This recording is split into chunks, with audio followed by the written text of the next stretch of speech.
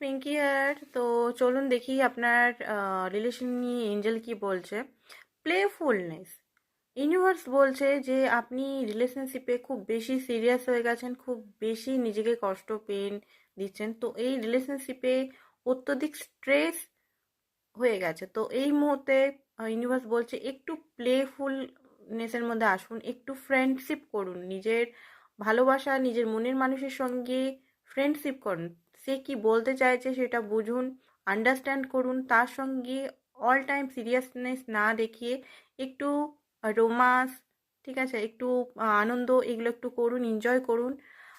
Next দেখি কি বলছে।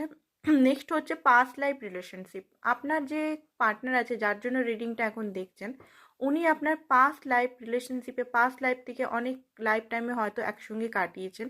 তো আগের থেকে আপনারা জানেন আপনাদের সোল একসঙ্গে আগেও থেকেছে।